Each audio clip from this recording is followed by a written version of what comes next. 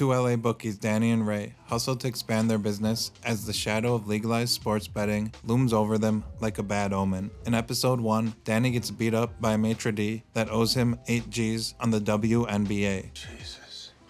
No, this is where you guys break glass and noses, but I spent a lot of money to look pretty. I'm not gonna let you mess it up. I wasn't gonna hit you. Urgent care. You drive. Lorraine, Danny's sister, is growing magic mushrooms behind Danny's back. When Danny wipes the maitre d's debt clean, Lorraine asks Danny why he didn't just get Ray to step in. I'm mostly a visual deterrent. Listen, the days of breaking legs are over, okay? I'm not gonna do anything that puts the cops on my ass. What kind of business allows a guy to walk on 6 grand? It's called shrinkage. Look it up. I'll tell you what's shrinking. No, we're all thinking it. Ray's grandmother shames him for not having enough money to keep their house in Brentwood. It's a nice part of town. I live next door to Judd Apatow. Now look at me. I live next door to an oil derrick. Danny and Ray go to Malibu to collect from Charlie Sheen. Danny takes Sheen's high-end watch when he can't pay up. At the end of the day, Danny is wearing the watch at a restaurant. Their waiter sees the watch and sets up Danny to get mugged in the parking lot. Ray steps in front of Danny. Danny shoots the mugger, and then their Lyft driver, Hector, flees the scene. Hector finds them walking in an alleyway, apologizes, and offers to bring them home free of charge. The next day, Hector drives by the scene of the crime, and it looks like nothing happened, leading them to believe the guy Danny shot must have survived. Danny gives Ray shit for having so many baby mamas, and Ray fires back. Take a shot. I'm fucking your sister. Hector starts a sports book for Spanish-speaking clientele and goes into business with Danny and Ray. Ray and Danny confront the waiter who coordinated the mugging, and he falls on his own knife. Danny gets the jeweler at the pawn shop, Cowboy, to give him $45K for Charlie Sheen's 6-figure wristwatch. After Lorraine gets in over her head with the biker gang, Hector suggests she takes a more holistic route to selling her psychedelics. Finally get good at something, and now I gotta give it up. Only you need to give up is thinking of yourself as a drug dealer. Mushrooms are a pathway to love, truth, transcendence. You're not dealing drugs, you're dealing enlightenment. Here goes shaman. Walt introduces Ray and Danny to high-end client Jack Han, who wants to bet up to $400K a week on NFL football. When Danny doesn't pick up the phone, Ray commits them to $200K on a Monday Night Football game, and they end up winning the bet. Monday night. I like the Texans to win straight up. Money line. Same bet. Let's go 500, large. You do realize they're a 9-point underdog? I know. I study, okay? I know more than you.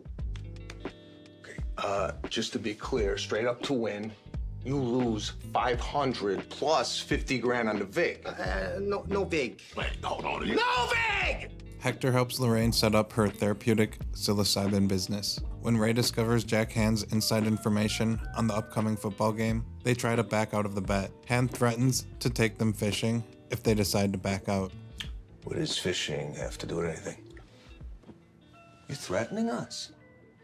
Yes. Are you stupid? I don't understand. Fishing sounds kind of fun. Ray and Danny find out Mr. Han has diplomatic immunity and can literally get away with murder. Miraculously, they win the bet and escape Jack Han's wrath another day. Danny finds out about Lorraine and Hector's shroom business and demands that they stop immediately. The guy that tried mugging Danny for Charlie Sheen's watch in episode 1 shows up at the bar to apologize, since he has turned his life around and is working the 12-step program because of his meth and crack addiction. The waiter who fell on his knife seeks revenge because he has to shit in a colostomy bag for the rest of his life. He blames Danny and Ray, but gets hit by a bus before he has a chance to pull the trigger. After Danny got out of prison, Uncle Teddy, an OG LA bookie, taught him the art of bookmaking. Uncle Teddy's estranged son Viggy shows up at the funeral and tells Danny that he's got to pay him the 20% gross he was paying his father. Your father gave me the book. I owed him, not you. Well, first of all, the book should have gone to his genetical son. Genetical? Paid the 20% for 18 years without fail. And you're gonna keep paying it. And when I'm dead, you're gonna pay my child. Korea, you can buy them in bulk. After Danny and Ray get Viggy's mom to intervene, Viggy and his husband Marco come to Sandra's shop and start breaking stuff. Danny and Ray get some of their clients to pay off their debts by getting Viggy's husband Marco to think that Viggy's cheating on him at their anniversary party. The plan works, and in a jealous rage, Marco viciously beats Viggy to the brink of death. Probably not a good time to ask, but with you in here, Marco in jail, who do we pay every Tuesday? You know what? Don't worry about it. Just focus on getting better.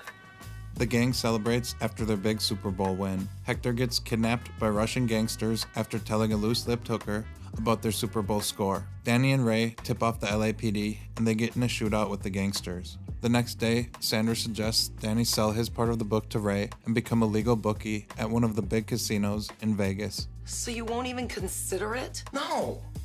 Everything's going great. People died last night. I'm telling you, we have to get out. Calm down. Go take a gummy bear or something. Don't tell me to eat a gummy bear, you asshole. Hector returns to work and Danny kicks him out, but Lorraine threatens to tell Sandra about his 24-year-old mistress in Tarzana, so Danny begrudgingly gives Hector his job back. Sandra shuts down her gift shop and takes her son to her parents in Modesto. You gave me a business, a house, everything.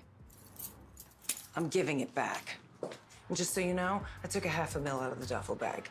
We're square. When Ray's grandmother is getting married, her groom drops dead during their vows, and Danny makes a fool out of himself, apparently not taking the breakup very well. Ray! Ray! I'll call you when I get there.